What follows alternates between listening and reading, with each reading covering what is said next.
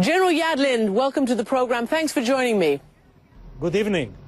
Let me ask you, there have been many reports that some of the crucial intelligence on the chemical attack was gathered by Israeli intelligence. They say that they've monitored conversations between Syrian army commanders talking about moving chemical weapons supplies.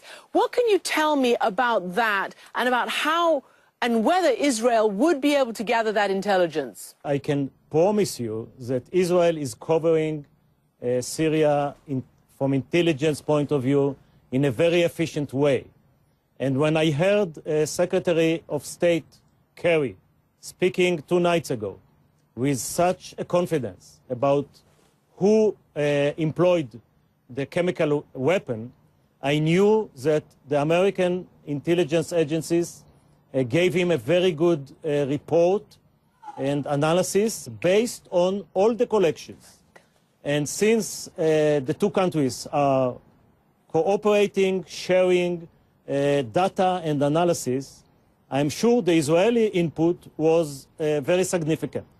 So you believe that Israeli electronic surveillance could have picked up these conversations between these commanders? Yes, it is a very reasonable assumption. I'm saying that the American intelligence community is very, very careful after Iraq 2003. And I know personally most of them. I know personally General Klepper, who is the DNI. And once again, when I hear the determination of Secretary Kerry, I know that the intelligence is very solid. And when he said that Assad have done it, I think the American public and the international community should trust that this is a very reliable intelligence. All right, well, that is from your unique vantage point. Let me ask you this then. If there is a US-backed, French, English-supported strike on Assad, is that good or bad for Israel? Israel is not part of this civil war and not part of this attack. However, I think the interests are overlapping, and what's important to America, to Great Britain, and to France is important to Israel. And let me tell you what is important. The fact that a leader employed chemical weapon against his people is something that unforgivable and should not be repeated. This is interest of Israel as well as the rest of the coalition.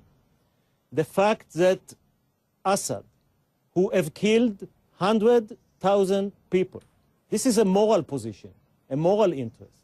100,000 people, not with chemical weapon, not with unconventional weapon, with simple rocket bombs and airplanes and tanks, this man should be punished. In that case, what does the US and whoever coalition partners it manages to gather, what do they need to do to make that strong signal that you are calling for? Because up until now, the public sort of sphere is full of the notion of limited strikes on maybe some airfields, on some weapons depots, but not wide-scale strikes to topple the regime or seriously degrade the regime's military capability. What should the US do?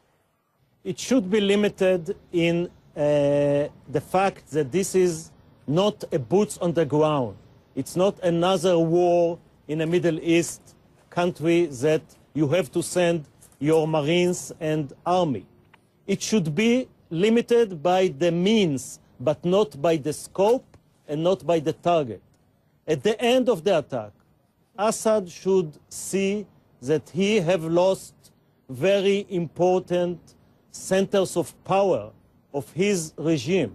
It can be the Air Force, it can be the air defense, it can be the chemical weapon military array, it can be the surface-to-surface missile. He should understand that using a chemical weapon is something that in cost-benefit calculation is playing against him 100 times. General, in cost-benefit calculations, what do you think the cost to Israel will be? Will Assad, will Syria respond? Will its allies Hezbollah respond if there is an attack? I think the Americans discussed in the last couple of days two strategies.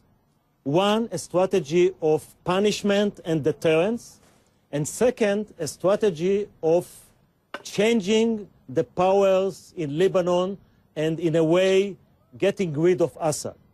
They have decided to go to the first strategy. This strategy keeps Assad in place, even though with a different power. Assad calculation will be based only on the survival of the regime.